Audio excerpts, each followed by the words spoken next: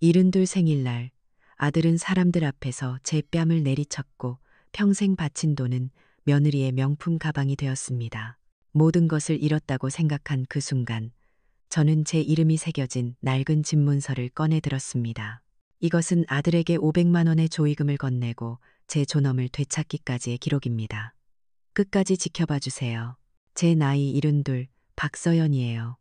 사람들은 저더러 참 온화하시다, 말씀도 없으시고 순하시다, 그런 말들을 하죠. 아들 내외도 입버릇처럼 말해요. 우리 어머니는 참 순하셔서 우리가 챙겨드리지 않으면 아무것도 못하신다고. 그 말이 맞을지도 모르겠네요. 저는 이 집의 주인이지만 가장 작은 방에서 살고 있거든요. 평생 돌린 재봉틀로 번 돈은 며느리 지우의 손에 들어가고 저는 그 아이가 주는 5만 원짜리 몇 장으로 한 달을 살아요. 세상이 어떻게 돌아가는지, 저 네모난 손전화기로 뭘 하는지 저는 잘 몰라요. 그렇게 저는 제 아들 민혁이와 며느리 지우가 만든 순하고 아무것도 모르는 늙은 어머니라는 역할 속에서 조용히 살아가고 있었어요. 제 방은 이 낡은 다세대 주택의 2층 가장 구석진 곳에 있어요. 창문을 열면 바로 옆집 벽돌담이 손에 잡힐 듯 가깝죠. 그래도 그 좁은 틈새로 요즘 성수동의 하늘이 보여요. 예전엔 잿빛 공장 지붕만 보이던 곳인데 이제는 하늘을 찌를 듯한 번쩍이는 유리 건물들이 그 자리를 대신하고 있더라고요. 제가 아침 일찍 일어나 창문을 열면 밤새 불을 밝혔을 적 건너편 고급 아파트의 불빛들이 하나둘 꺼지는 게 보여요. 서울숲 너머에서 떠오르는 해가 저 유리창들에 부딪혀 부서지는 빛을 보고 있으면 마치 다른 나라에 와 있는 것 같은 기분이 들곤 했어요. 제 유일한 세상과 통하는 창구는 저 낡은 재봉틀이에요. 드르륵 드르륵 수십 년째 제 손에 익은 이 소리는 변해버린 성수동의 소음 속에서 저를 지켜주는 유일한 방패막이 같았어요. 창밖에서는 젊은 아이들이 최신 유행가를 크게 틀어놓고 웃고 떠들고 외국 글씨가 쓰인 낯선 가게들 앞에는 아침부터 줄이 길게 늘어서죠. 제가 젊었을 때 남편과 함께 이 동네에 처음 터를 잡았을 때만 해도 여긴 구두 공장과 철공소가 전부였어요. 땀 냄새와 가죽 냄새, 쇠 깎는 소리가 가득했던 거리가 이제는 커피 향과 값비싼 향수 냄새로 채워졌어요. 모든 것이 변했지만 제 재봉틀 소리만은 예전 그대로였죠. 저는 그 소리에 기대어 하루를 시작해요. 변화하는 세상과 나 사이에 단단한 벽을 치는 것처럼요. 고요하지만 어딘가 모르게 불안한 그런 분위기 속에서 제 하루는 늘 똑같이 흘러갔어요. 새벽 5시면 어김없이 눈이 떠져요. 뼈마디가 쑤시는 소리를 못 들은 척하며 조용히 일어나 부엌으로 향하죠. 아들 민혁이는 아침을 꼭 집에서 먹고 나가야 하는 사람이거든요. 대기업 과장이라나 뭐라나 아침부터 넥타이를 빳빳하게 메고 나가는 아들의 뒷모습을 보는 게 제 인생의 몇 안 되는 낙 중 하나였어요. 보글보글 된장찌개가 끓는 동안 저는 쌀을 씻어 밥을 안 쳐요. 며느리 지우는 한식을 별로 좋아하지 않아요. 아침마다 어머니 집에서 냄새 배게 이런 건 좀 하면서 코를 막기 일쑤였죠. 그래서 지우가 먹을 빵과 샐러드도 따로 준비해야 했어요. 손주 준서는 아직 어려서 제가 끓여주는 미역국을 가장 좋아하니 그것만으로도 위안이 되었죠. 식탁이 차려지고 나면 저는 조용히 제 방으로 들어와요. 그들이 식사하는 동안에는 식탁에 앉지 않는 것이 이 집의 불문율이거든요. 민혁이는 회사 서류를 보며 밥을 먹고 지우는 손거울을 보며 화장을 고치죠. 준서만이 할머니 같이 먹어요 하고 외치지만 그때마다 지우는 준서야, 할머니는 이따 드실 거야, 얌전히 먹어 하고 아이의 말을 막아버렸어요. 그들의 시끄러운 아침 식사가 끝나고 현관문 닫히는 소리가 들리면 그제야 저는 부엌으로 나가요. 식탁 위에는 그들이 먹다 남긴 음식들이 널려 있죠. 저는 그걸 대충 한 그릇에 모아 찬물에 밥을 말아 넘겨요. 설거지를 하며 남은 찌꺼기를 처리하는 기분으로요. 그게 제 아침 식사였어요. 오전 내내 재봉틀을 돌려요. 동대문 시장에서 받아온 옷감들을 박음질해서 단골 가게에 넘기는 일이었죠. 젊었을 땐 제법 큰 바느질 공방도 운영했었는데 이제는 이렇게 소일거리로나마 손을 놓지 않고 있어요. 드르륵, 드르륵. 재봉틀 소리에 맞춰 제 마음의 시름도 박음질되는 것 같았어요. 그렇게 오후 늦게까지 일을 하고 나면 며느리가 퇴근할 시간에 맞춰 현관 앞에 서 있곤 했어요. 제 손에는 한 달 동안 번 돈이 고스란히 담긴 빳빳한 봉투가 들려 있었죠. 어머니, 이달엔 이것밖에 안 돼요? 지우는 봉투를 받자마자 내용물을 세어보고는 늘 그렇게 말했어요. 제 손때 묻은 돈이 마치 더러운 것이라도 되는 양 손가락 끝으로 집어들고서요. 그리고는 자기 지갑에서 5만 원짜리 지폐 두어 장을 꺼내 제 손에 쥐어줬어요. 어머니 용돈이요. 아껴 쓰세요. 그럴 때마다 저는 아무 말도 할 수 없었어요. 제 평생의 노동이, 제 아들의 아침밥이, 제 존재의 가치가 고작 10만 원짜리로 돌아오는 순간이었죠. 그 돈을 받아들 때마다 느껴지는 굴욕감에 손끝이 떨렸지만 저는 그저 고개를 숙일 뿐이었어요.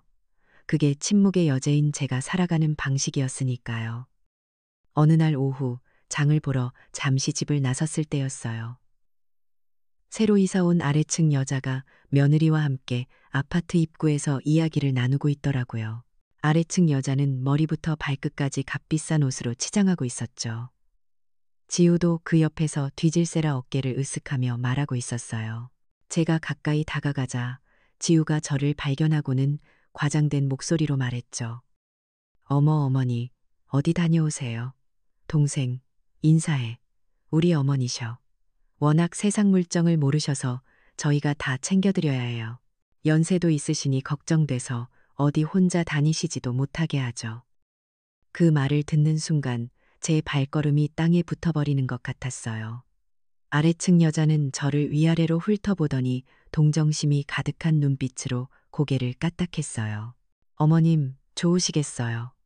아드님하고 며느님이 이렇게 잘 챙겨드리니. 그 여자의 눈에는 제가 정말 아무것도 모르는 자식들에게 짐이 된 늙은이로 보였을 거예요. 지우가 만든 이야기 속의 불쌍한 주인공처럼요. 저는 아무 대꾸도 하지 못하고 그저 희미하게 웃으며 고개를 주걱거렸어요. 내 아들이, 내 며느리가 나를 어떻게 생각하는지, 남들에게 어떻게 말하고 다니는지, 그들의 시선이 곧 나의 현실이 되어버린 것 같아 가슴이 서늘해졌어요. 그날 저녁 식탁 분위기는 유난히 차가웠어요. 민혁이와 지우는 자기들끼리 알아들을 수 없는 영어 단어를 섞어가며 부동산 투자 이야기를 하고 있었죠. 성수동 어디에 뭐가 들어서고 그래서 땅값이 얼마나 올랐는지 자기들끼리 열을 올리며 이야기하더라고요. 제가 평생을 살아온 이 동네 이야기인데 저는 마치 외국어 방송을 듣는 것처럼 까마득했어요. 그래도 용기를 내어 한마디 거들었죠. 옛날부터 어른들이 그랬는데 땅은 길을 보고 사야 한다고. 제 말이 채 끝나기도 전에 민혁이가 들고 있던 숟가락을 탁 내려놓으며 말했어요. 어머니는 옛날 방식이라 잘 모르세요.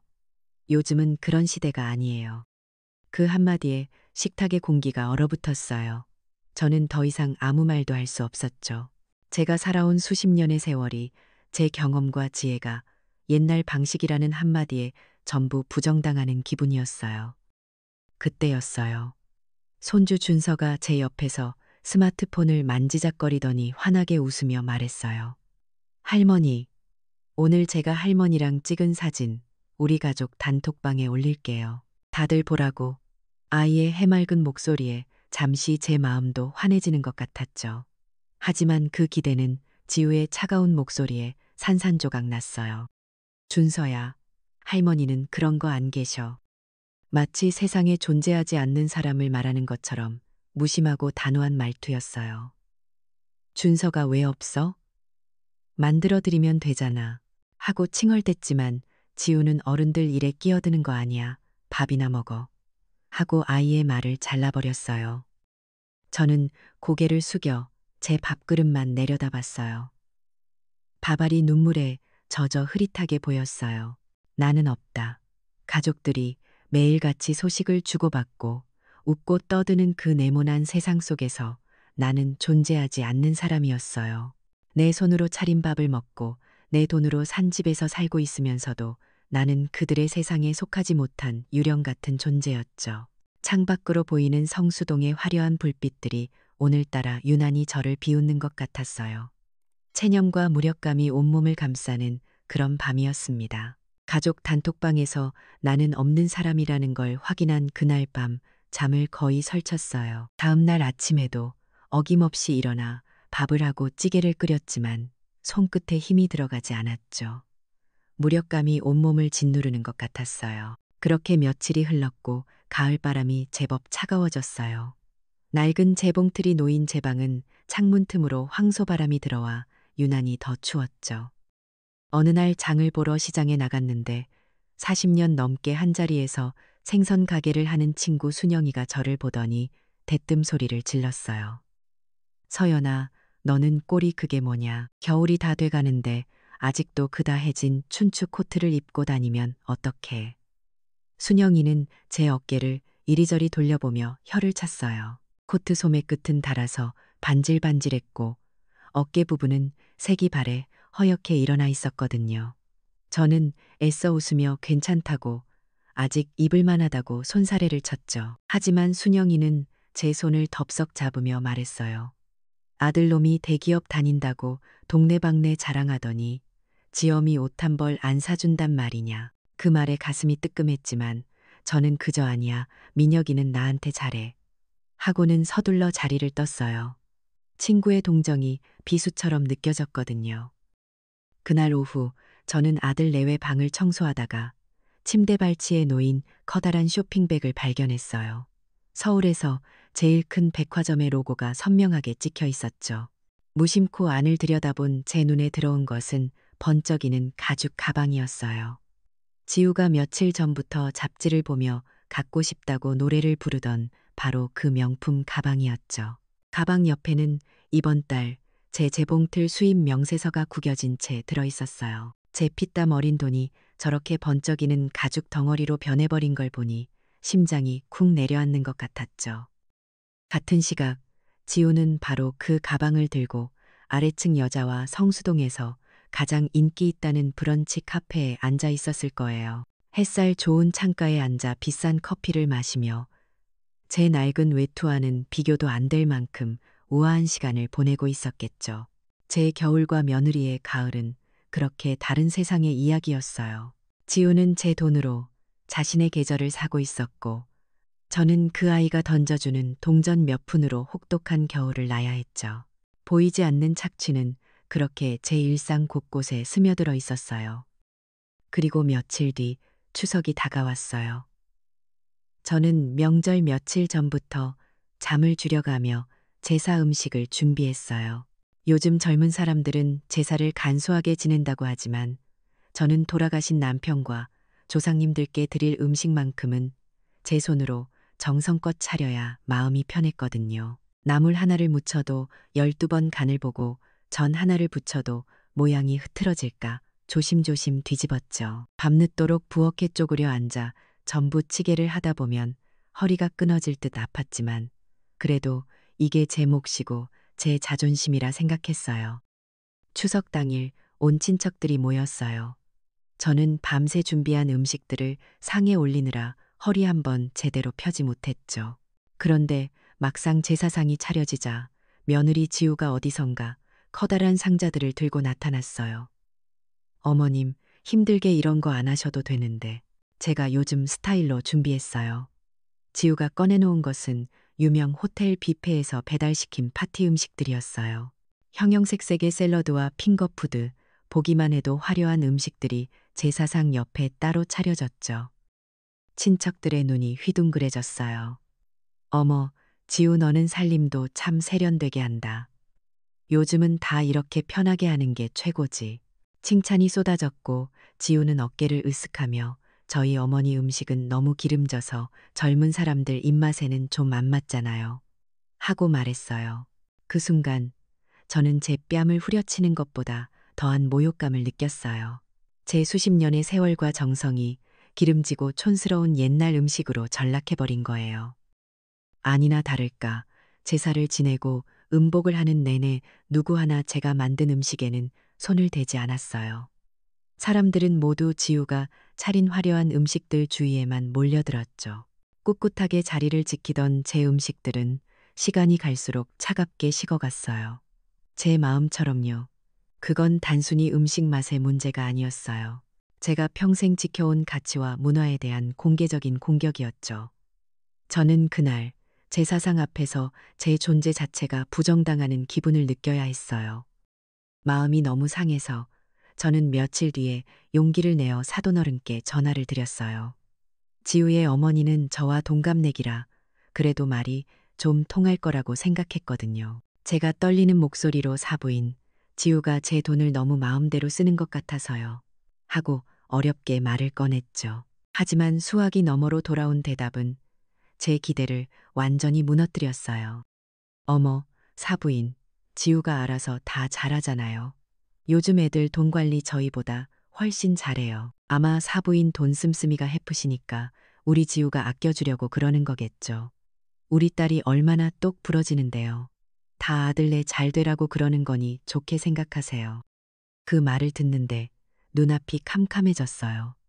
제 딸이 똑 부러져서 시어머니 돈을 관리해준다는 그 말이 얼마나 기만적인지 사돈은 알고나 있을까요? 아니, 알고 싶어 하지도 않겠죠. 그들에게 지우는 성공한 아들을 둔 자랑스러운 딸일 뿐, 그 성공의 이면에 늙은 시어머니의 피눈물이 있다는 사실은 애써 외면하고 싶은 진실일 테니까요. 가족이라는 이름의 이 거대한 시스템이 어떻게 한 사람을 철저히 고립시키고 가해자를 보호하는지 저는 뼈저리게 깨달았어요. 그날 이후 친척들 사이에서 저는 더욱더 작아졌어요. 모두들 성공한 아들과 세련된 며느리만 떠받들었죠. 제가 무슨 말을 하려고 하면 어머님은 잘 모르시잖아요 라는 말이 먼저 튀어나왔고, 지우는 어머니가 또 옛날 얘기하신다며 웃음거리로 만들었어요. 저는 점점 더 입을 닫게 되었어요. 가족 모임의 중심에서 가장자리로, 그리고 이제는 보이지 않는 투명인간처럼 되어버렸죠. 깊어지는 고립감 속에서 저는 이 보이지 않는 착취의 고리를 어떻게 끊어내야 할지 막막하기만 했어요. 제 편은 아무도 없는 것 같았거든요. 추석이 지나고 찬 바람이 뼛속까지 스며드는 계절이 왔어요. 완전한 고립감은 제 몸까지 병들게 만들었는지 며칠을 꼼짝없이 알아누웠죠. 열이 펄펄 끓고 온몸에 마디마디가 쑤시는 게 꼭 누가 저를 못쓰게 된 걸레 짜듯 비트는 것 같았어요. 제 작은 방은 외풍이 심해 이불을 목까지 덮어도 한기가 가시질 않았죠. 끙끙 앓는 소리를 내지 않으려 입술을 깨물었지만 어지러움은 점점 심해졌어요. 도저히 안 되겠다 싶어 저는 며느리가 퇴근하고 돌아왔을 때 벽을 짚고 겨우 나가 약 좀 사다 달라고 부탁했어요. 제 얼굴을 한번 쳐다보지도 않고 소파에 앉아 손톱을 다듬던 지우는 제 말을 듣더니 코웃음을 쳤어요. 어머니, 꾀병 아니세요? 병원 갈 돈 아까운 줄 아셔야죠. 그 말이 제 가슴을 후벼 팠어요. 제 평생의 노동을 갈취해 번쩍이는 가방을 사들고 다니는 아이가 정작 제 약값 몇 푼은 아깝다고 말하고 있었으니까요. 아들 민혁이도 옆에서 거들었죠. 원래 늙으면 여기저기 아픈 법이에요. 좀 쉬시면 괜찮아지실 거예요. 그들에게 아픈 늙은 어미는 그저 귀찮고 돈 드는 짐일 뿐이었어요. 저는 아무 말도 못하고 방으로 돌아와 다시 자리에 누웠어요. 서러움에 눈물이 났지만 울 힘도 없었죠. 그런데 잠시 후 지우가 제 방문을 벌컥 열고 들어왔어요. 어머니, 저희 오늘 부부 동반 모임 있어서 나가봐야 하니까 준서 좀 봐주세요. 저는 아파서 도저히 못 보겠다고 말하려 했지만 지우의 다음 말이 제 입을 막아버렸어요. 아프시다고 아이한테 정까지 없으신 건 아니죠? 할머니가 손주도 안 봐주시면 동네 사람들이 뭐라고 하겠어요. 그건 협박이었어요. 제가 외부의 도움을 청하기 어렵다는 걸, 제 평판을 얼마나 신경 쓰는지 잘 아는 아이의 영악한 수법이었죠. 결국 저는 펄펄 끓는 몸으로 밤새 칭얼대는 손주를 돌봐야 했어요. 열에 들떠 흐릿한 정신 속에서 아이를 업고 방 안을 서성이다 보면 이게 현실인지 악몽인지 분간이 가지 않았죠. 의료적 방치, 그게 바로 소극적 학대라는 걸 그때는 몰랐어요. 그저 내 몸 하나 마음대로 가눌 수 없는 처지가 서러울 뿐이었죠. 그렇게 며칠을 더 앓고 난 뒤 제 생일이 다가왔어요. 저는 까맣게 잊고 있었는데 어느 날 저녁 지우가 거실에서 누군가와 통화하는 소리가 들려왔어요. 아마 아래층 여자 같았죠. 응, 동생. 우리 어머님 생신이셔서 내가 특별히 파티 열어드리려고 청담동에 괜찮은 한정식집 예약했어. 사돈어른도 다 오실 거야. 지우의 목소리는 과장된 친절함으로 가득 차 있었어요. 하지만 곧이어 들려오는 말은 제 귀를 의심하게 만들었죠. 그런데 좀 걱정이야. 어머니가 자꾸 준서한테 이상한 걸 주셔서 말이야. 촌스럽고 지저분한 장난감 같은 거. 애버릇 나빠질까봐 걱정돼. 제 생일 잔치를 준비한다면서 그 자리에 주인공인 저를 그렇게 깎아내리고 있었던 거예요. 그 아이에게 제 생일은 효도를 과시하기 위한 무대일 뿐. 저는 그 무대 위에 세워둘 늙고 초라한 소품에 불과했죠. 제 72번째 생일날, 저는 제 옷 중에 가장 깨끗한 것을 골라 입고 아들 내외를 따라 나섰어요. 차가 도착한 곳은 청담동의 화려한 한정식 레스토랑이었죠. 문을 열고 들어서는 순간부터 저는 주눅이 들었어요. 번쩍이는 대리석 바닥과 은은한 조명, 저와는 어울리지 않는 세계였죠. 이미 도착해 있던 사돈 내외와 지우의 친구들은 모두 값비싼 옷을 차려입고 있었어요. 그들 사이에서 제 낡은 옷은 더욱 초라해 보였죠. 자리에 앉았지만 저는 어색하고 불편하기만 했어요. 그들은 제가 알아들을 수 없는 주식 이야기와 해외여행 이야기를 하며 웃고 떠들었죠. 저는 마치 투명인간이 된 것 같았어요. 제 생일 잔치였지만 아무도 제게 말을 걸지 않았고 저는 그저 고개를 숙인 채 차가운 물만 들이킬 뿐이었죠. 민혁이와 지우는 사돈과 친구들 앞에서 저를 끔찍이 위하는 효자, 효부인 척 연기했어요. 어머니, 많이 드세요. 어머니, 불편한 데는 없으시고요? 하지만 그들의 눈빛에는 어떤 온기도 담겨 있지 않았어요. 식사가 거의 끝나갈 무렵, 저는 준비해온 작은 선물을 꺼냈어요. 손주 준서를 위한 것이었죠. 며칠 밤을 새워 직접 깎고 다듬어 만든 나무 오리 장난감이었어요. 비록 낡은 기술이지만 제 정성이 가득 담긴 선물이었죠. 준서야, 생일 축하해줘서 고맙다. 이건 할미가 주는 선물이야. 제가 떨리는 손으로 장난감을 건네는 순간이었어요. 어머님, 지금 뭐 하시는 거예요? 지우가 날카로운 비명을 지르며 제 손에서 장난감을 낚아챘어요. 그리고는 마치 벌레라도 본 것처럼 경멸스러운 표정으로 장난감을 바닥에 내동댕이 쳤죠. 이런 세균 덩어리를 애한테 주면 어떡해요? 애한테 이런 촌스러운 거 주지 마시라고 몇 번을 말씀드려요. 레스토랑의 모든 시선이 저희 테이블로 쏠렸어요. 제 얼굴은 창피함으로 불타는 것 같았죠. 저는 떨리는 목소리로 겨우 말했어요. 그건 그냥 할미의 마음인데. 그때였어요. 제 곁에 앉아있던 아들 민혁이가 자리에서 벌떡 일어나 제 뺨을 내리쳤어요. 짝! 하는 날카로운 소리와 함께 레스토랑 전체에 죽음 같은 정적이 흘렀어요. 제 뺨은 불이 붙은 듯 뜨거웠고 고개는 힘없이 돌아갔죠. 저는 제게 무슨 일이 일어났는지 순간적으로 이해할 수 없었어요. 제 아들이, 제 평생을 바쳐 키운 아들이 모든 사람이 보는 앞에서 제 뺨을 때렸다는 사실을요. 시끄러워요. 창피하게 만들지 마세요. 아들의 목소리는 분노로 가득 차 있었어요. 저는 멍하니 아들을 쳐다봤어요.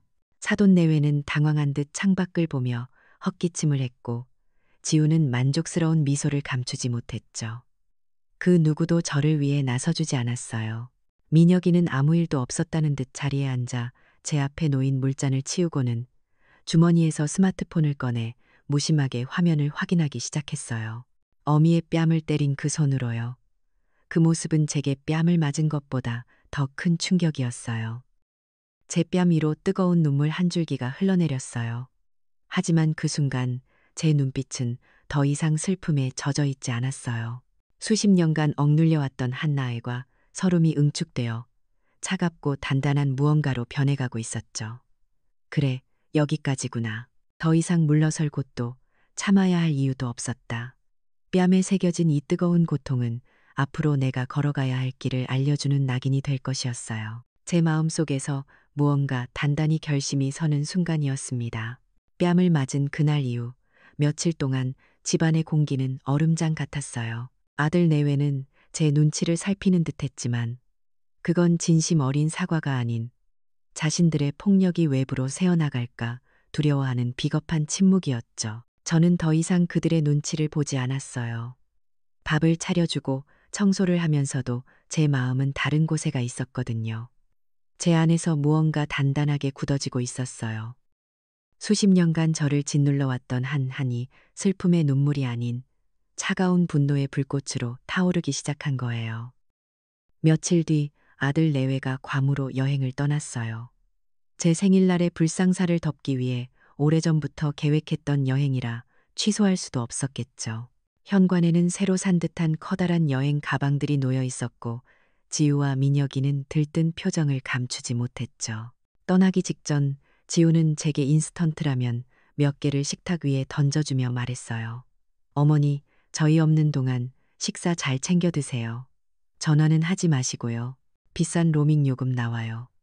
그들에게 저는 자신들이 부재한 동안 최소한의 생명만 유지하면 되는 존재, 그 이상도 이하도 아니었죠. 현관문이 닫히고 집안에 완벽한 정적이 찾아왔어요. 예전 같았으면 이 고요함이 외로움으로 다가왔을 테지만 그날은 달랐어요. 그건 외로움이 아닌 해방감이었어요. 저는 제 작은 방이 아닌 안방으로 향했어요. 지난 몇 년간 이름만 제 집이었지 한 번도 마음 편히 들어가 보지 못했던 공간이었죠. 방 안에는 지우의 값비싼 화장품 냄새와 민혁이의 향수 냄새가 뒤섞여 있었어요. 저는 창문을 활짝 열어 그들의 흔적을 밖으로 밀어냈어요. 그리고는 방 안쪽에 놓인 육중한 자개장으로 다가갔어요. 어머니의 어머니에게서부터 물려받은 제 인생의 모든 역사가 담긴 장롱이었죠. 삐걱거리는 문을 열자 나프탈렌 냄새와 함께 켜켜이 쌓인 세월의 냄새가 훅 끼쳐왔어요. 저는 장롱 가장 깊숙한 곳, 낡은 이불더미 밑에 숨겨두었던 작은 비단 보자기 상자를 꺼냈어요. 먼지를 털어내고 조심스럽게 매듭을 풀었죠. 상자 안에는 제 과거의 영광들이 고스란히 잠들어 있었어요. 가장 위에는 박서연 제 이름 석자가 선명하게 찍힌 성수동 집에 등기 권리증이 있었죠. 젊은 시절 남편과 함께 밤낮으로 일해 마련한 이 집의 주인이 바로 저라는 사실을 증명하는 서류였어요. 그 밑에는 청춘 공방이라는 이름의 낡은 사업자 등록증과 거래처와 주고받았던 오래된 세금 계산서들이 있었죠. 한때는 동대문 시장에서 제일 잘 나가는 바느질 공방의 사장이었던 제 청춘이 그 안에 담겨 있었어요. 그리고 여러 개의 낡은 통장들. 그건 제가 민혁이를 낳고 키우며 혹시 모를 나를 위해 푼푼히 모아두었던 제 비상금이 담긴 통장들이었어요. 저는 그 서류들을 가만히 쓸어보았어요. 저는 그저 자식에게 얹혀 사는 무능한 늙은이가 아니었어요. 저는 이 집의 주인이었고 한때는 누구보다 치열하게 살았던 사업가였죠. 뺨을 맞은 충격 속에서 잊고 있던 제 진짜 모습을 되찾은 기분이었어요. 결심이 서자 저는 전화기를 들었어요. 수십 년간 연락이 끊겼던 친구의 번호를 누르기까지 한참을 망설였죠. 주름진 제 손가락이 자꾸만 떨려왔어요. 하지만 이내 마음을 다잡고 통화 버튼을 눌렀어요. 신호음이 몇 번 울리고 익숙하면서도 낯선 목소리가 들려왔죠. 여보세요? 제 옛 공방 친구이자 지금은 강남 테헤란로에서 제일 큰 부동산을 운영하는 큰손이 된 경자였어요. 경자야. 나 서연이야. 제 목소리는 형편없이 떨리고 있었어요. 수화기 너머의 경자는 잠시 말이 없더니 곧 단호한 목소리로 말했어요. 서연이 너 무슨 일 있구나. 목소리만 들어도 알겠다. 내일 당장 내 사무실로 와. 다 듣고 다 해결해 줄 테니. 경자는 제 구구절절한 사정을 듣지도 않고 그렇게 말해 주었어요. 그 한마디에 둑이 터진 듯 눈물이 쏟아졌죠. 수십 년 만에 처음으로 제 편을 만난 것 같았어요. 다음 날 저는 버스를 타고 광장시장으로 향했어요. 경자를 만나기 전 제게는 더 많은 정보가 필요했거든요. 시끌벅적한 시장에 들어서자 특유의 활기찬 분위기가 저를 감쌌어요. 이곳은 저처럼 낡고 오래된 것들이 여전히 제 가치를 인정받는 곳이었죠. 단골 반찬 가게에 들르자 사장인 말숙이가 저를 보고 반갑게 맞아주었어요. 어이구, 형님. 얼굴이 왜 이렇게 반쪽이 됐어? 말숙이는 제게 따뜻한 국밥 한 그릇을 말아주며 제 하소연을 들어주었죠. 제가 며느리 이야기를 꺼내자 말숙이는 기다렸다는 듯 스마트폰을 꺼내 들었어요. 형님, 이거 봐봐. 속 터져서 내가 아주. 말숙이가 보여준 화면에는 제 며느리 지우의 SNS 페이지가 떠 있었어요. 푸른 바다를 배경으로 명품 선글라스를 끼고 활짝 웃고 있는 지우와 민혁이의 사진. 새로 산 명품 가방들을 침대 위에 펼쳐놓고 찍은 사진들이 가득했죠. 그리고 모든 사진 밑에는 똑같은 해시태그가 달려 있었어요. 효도 여행. 저는 헛웃음을 터뜨렸어요. 제 뺨을 때린 아들과 제 돈으로 산 명품을 휘감은 며느리가 벌이는 위선적인 쇼를 보니 분노가 치밀어 올랐죠. 형님, 요즘 세상은 증거가 힘이야. 말로만 하면 아무도 안 믿어줘.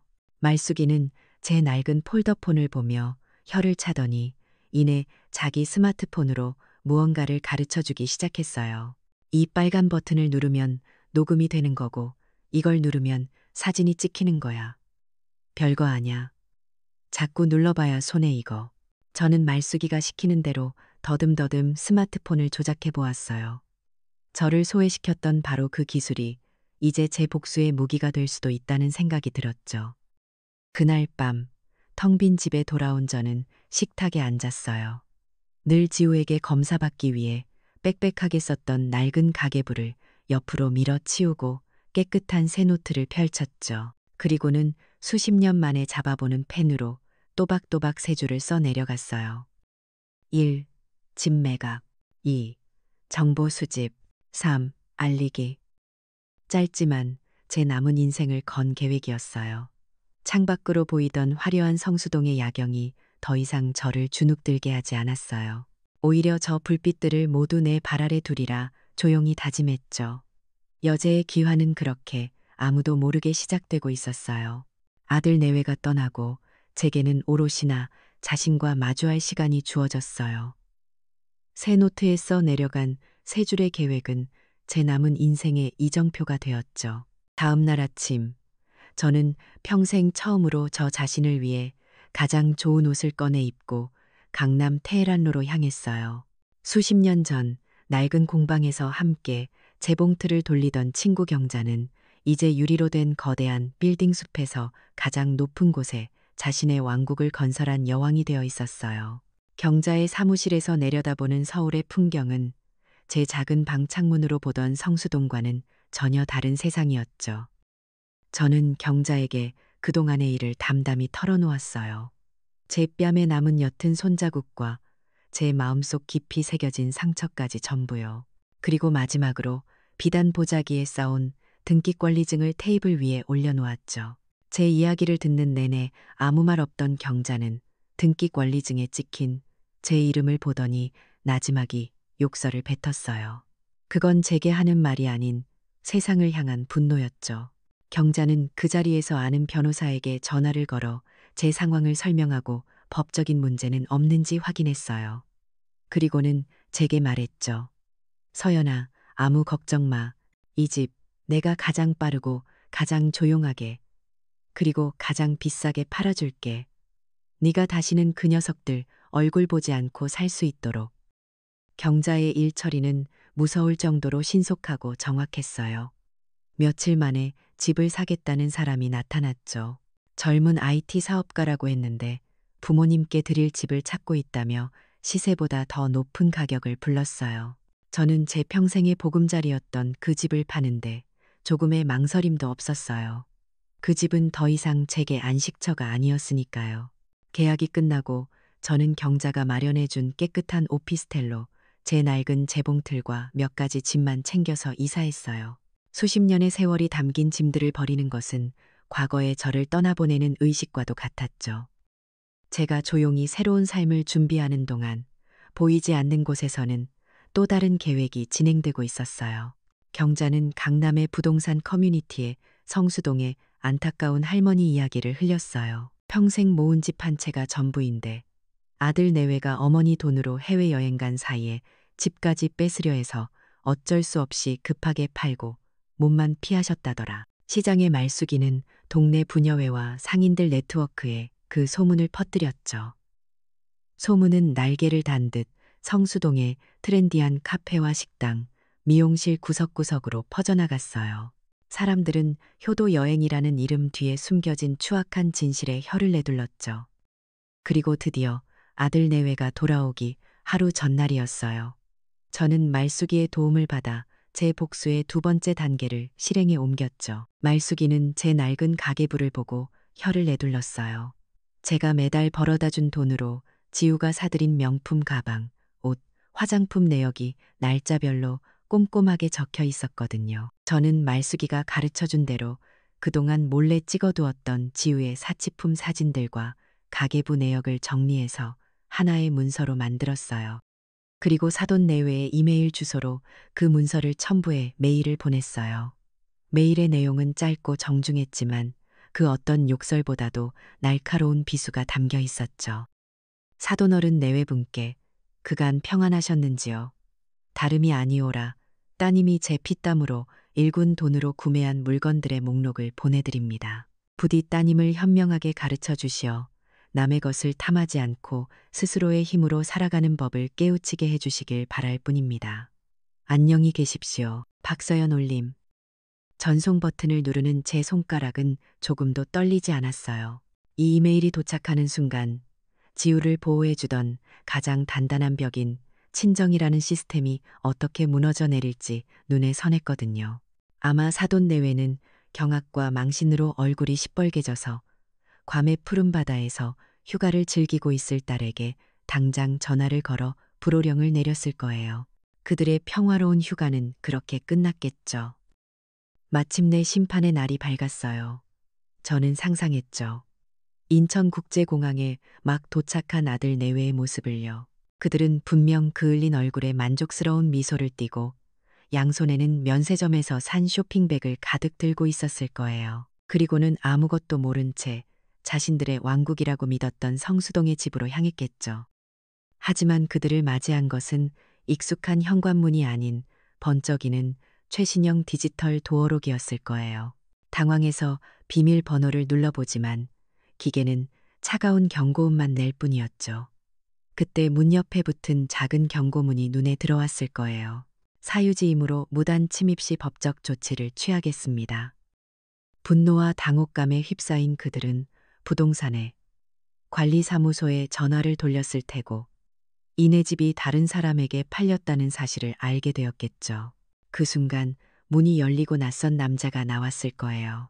제가 사진으로만 봤던 젊고 성공한 IT 사업가. 그는 아마 잠옷바람으로 나와서 명품으로 휘감은 제 아들 내외를 위아래로 훑어보며 경멸과 연민이 섞인 눈빛으로 말했을 거예요.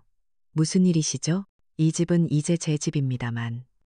충격에 빠진 그들은 제게 전화를 걸었을 테지만 제 번호는 이미 바뀌어 있었죠. 다급해진 지우는 스마트폰으로 은행 앱을 열었을 거예요. 하지만 그 안에도 절망뿐이었겠죠. 제가 매달 입금해주던 돈이 끊기고 흥청망청 여행 경비를 쓰느라 통장 잔고는 바닥을 드러내고 있었을 테니까요. 자신들의 화려한 삶을 지탱해주던 돈의 출처가 끊겼다는 사실을 깨달았을 때 지우의 얼굴이 얼마나 하얗게 질렸을지 눈에 선하네요. 마지막 발악으로 지우는 비명을 지르며 친구들에게 전화를 걸기 시작했을 거예요. 가장 먼저 전화를 건 사람은 아마 아래층 여자였겠죠. 하지만 수화기 너머에서는 미안, 내가 지금 좀 바빠서 하는 차가운 목소리만 들려왔을 거예요. 다른 친구들에게 전화를 걸어도 마찬가지였겠죠. 전화를 피하거나 어색한 핑계를 대고 끊어버렸을 거예요. 소문은 이미 성수동 전체에 퍼져 있었거든요. 그녀가 공들여 쌓아 올렸던 성공한 대기업 과장의 세련된 아내라는 이미지는 하룻밤 사이에 시어머니를 학대하고 돈까지 뺏은 불효막심한 며느리로 추락해버린 뒤였죠. 체면을 목숨처럼 여기는 한국 사회에서 그것은 사회적 사형 선고나 다름없었어요. 저는 그 모든 광경을 오피스텔 창가에 앉아 조용히 그려보았어요. 돈도, 집도, 친구도 모두 잃고 한때 자신들의 것이라고 믿었던 집 앞에서 망연자실 서 있을 아들 내외의 모습을요. 그들이 스스로 쌓아 올린 교만의 성이 무너져 내리는 소리가 제 귀에 들리는 듯 했어요. 장엄한 승리였죠. 제 평생의 한이 씻겨 내려가는 통쾌한 심판의 날이었습니다. 오피스텔에서의 생활은 조용했지만 어딘가 모르게 임시 거처라는 느낌을 지울 수 없었어요. 제 복수는 끝났지만 제 삶은 아직 끝나지 않았으니까요. 저는 경자의 도움을 받아 경기도 양평에 작은 전원주택을 구했어요. 서울의 번잡함과 아픈 기억들을 모두 뒤로하고 흙냄새와 풀냄새 가득한 곳에서 새로운 삶을 시작하고 싶었거든요. 마당에는 작은 텃밭을 가꾸고 거실 가장 햇볕이 잘 드는 곳에는 제 낡은 재봉틀을 놓았죠. 수십 년 만에 처음으로 느껴보는 완전한 평화였어요. 그 평화는 몇 달 뒤 불쑥 찾아온 과거의 망령에 의해 깨졌어요. 맑은 가을날 텃밭에서 고추를 따고 있는데 저 멀리서 남루한 차림의 남녀가 제 집을 향해 걸어오고 있더라고요. 처음에는 길을 잃은 등산객인가 싶었죠. 하지만 점점 가까워지는 그들의 얼굴을 확인한 순간 제 심장이 쿵 내려앉았어요. 몇 달 사이의 뼈만 앙상하게 남은 아들 민혁이와 화려했던 모습은 온데간데 없이 초췌해진 며느리 지우였어요. 그들은 제 집 대문 앞에서 망설이다가 이내 털썩 무릎을 꿇었어요. 흙투성이가 된 무릎으로 기어와 제게 용서를 빌었죠. 민혁이는 목 놓아 울며 잘못했다고, 어머니 없이는 살 수가 없다고 절규했어요. 지우는 아무 말 없이 고개만 숙인 채 바닥에 눈물만 뚝뚝 흘렸죠. 그 모습을 보는 제 마음은 이상하리만치 고요했어요. 분노도 슬픔도 느껴지지 않았죠. 그저 제 인생과 아무 상관없는 낯선 이들을 바라보는 듯한 그런 무감각한 연민만이 희미하게 피어올랐어요. 저는 조용히 집 안으로 들어가 미리 준비해 두었던 봉투 하나를 들고 나왔어요. 그리고 무릎 꿇고 있는 그들 앞에 500만 원짜리 수표 한 장을 내밀었죠. 민혁이는 희망에 찬 눈으로 저를 올려다봤어요. 하지만 저는 차갑고 단호한 목소리로 제 마지막 선고를 내렸어요. 그날 내가 내 뺨을 때렸을 때의 아픔보다 지난 40년간 내가 괴물을 키웠다는 사실을 깨달았을 때의 고통이 더 컸다. 이 500만 원은 너희를 위해 주는 돈이 아니다. 이건 우리 모자 관계의 죽음을 애도하는 내 마지막 조의금이다. 그러니 이걸 받고 다시는 내 앞에 나타나지 마라. 어머니, 어머니. 아들은 절규하며 제 바짓가랑이라도 붙잡을 듯했지만 저는 조용히 뒤돌아 집으로 들어와 문을 닫았어요. 굳게 닫힌 문 너머로 한참 동안 아들의 울음소리가 들려왔지만 제 마음은 조금도 흔들리지 않았어요. 그날 저는 제 손으로 과거와의 모든 인연을 끊어냈어요. 파괴가 아닌 새로운 시작을 위한 단절이었죠. 그 일이 있은 후 제 양평 생활은 더욱 활기를 띠기 시작했어요. 처음에는 동네 젊은 세댁 몇몇이 저희 집에 놀러와 제 음식 솜씨를 배우고 싶다고 청하더라고요. 그렇게 시작된 작은 모임은 금세 입소문을 탔죠. 저는 집 거실에 서연 공방이라는 작은 간판을 내걸고 본격적으로 바느질 기술과 명절 음식 비법을 가르치기 시작했어요. 제 공방은 곧 동네 세댁들의 사랑방이 되었죠. 재봉틀 돌아가는 소리와 함께 아이들 웃음소리가 끊이지 않았고 구수한 된장찌개 냄새가 마당을 가득 채웠어요. 어느 날 양평 지역 신문 기자가 저를 찾아왔어요. 제 사연을 어떻게 들었는지 전통을 잇는 성수동 할머니, 양평에 새 희망을 심다라는 제목으로 저에 대한 기사를 써주었죠. 그 기사는 지역 맘카페와 블로그를 통해 순식간에 퍼져나갔어요. 제 공방은 전보다 더 유명해졌고 멀리서도 제 기술을 배우겠다며 찾아오는 사람들이 생겨났죠. 수강생 중 하나가 제게 공방 SNS를 만들어 주었는데 저는 그 아이의 도움을 받아 서툴게나마 제 일상을 올리며 세상과 소통하기 시작했어요. 한때 저를 고립시켰던 기술이 이제는 저와 새로운 세상을 연결해주는 다리가 되어준 거예요. 저는 수강생들에게 단순히 바느질 기술만 가르치지 않았어요. 시집살이의 어려움을 토로하는 어린 세대의 등을 두드려주며 제 경험에서 우러나온 삶의 지혜를 나눠주었죠. 아가, 여자는 자기 이름으로 된 재산이 있어야 허리를 펴고 살 수 있는 거란다. 남편한테 기댈 생각 말고 내 기술로 내 밥벌이는 스스로 할 수 있어야 해. 제 아픈 과거는 이제 다른 이들의 미래를 위한 교훈이 되었어요. 제 공방은 단순한 기술 전수 공간을 넘어 여성들의 경제적 자립과 따뜻한 연대를 위한 커뮤니티가 되어가고 있었죠. 마지막 장면을 그려봅니다. 따스한 햇살이 가득 들어오는 제 공방. 창밖마당에는 제가 심은 채소들이 무럭무럭 자라고 있어요. 저는 젊은 수강생들과 함께 웃고 떠들며 제 봉투를 돌리고 있죠. 제 얼굴에는 더 이상 과거의 그늘이 남아있지 않아요. 상처는 아물어 단단한 굳은 살이 되었고 그 위에는 새로운 삶의 목적이라는 꽃이 피어났으니까요. 한편 서울의 어느 어둡고 눅눅한 지하방에서는 민혁이와 지우가 서로를 향해 날 선말을 퍼붓고 있어요. 제가 건넨 500만 원은 진작에 바닥났고 이제 남은 것은 서로에 대한 원망과 지긋지긋한 가난뿐이죠. 빛으로 가득 찬 제 공방과 어둠 속에서 서로를 파괴하는 그들의 지하방. 그 극명한 대비가 바로 그들이 스스로 선택한 삶의 결과였어요. 진정한 복수는 상대를 파멸시키는 것이 아니라 내가 더 나은 삶을 살아내는 것임을 저는 제 남은 생을 통해 조용히 증명해 보이고 있었습니다. 박서연 할머니의 삶은 우리에게 보여줘요. 가족이란 피가 아닌 마음으로 만들어지는 것이고 존중받을 권리는 나이와 상관없는 기본권이라는 것을요. 때로는 단호한 선택이 무너진 관계를 바로 세우고 자신을 지키는 가장 큰 사랑이 될 수 있다는 지혜를 말이에요.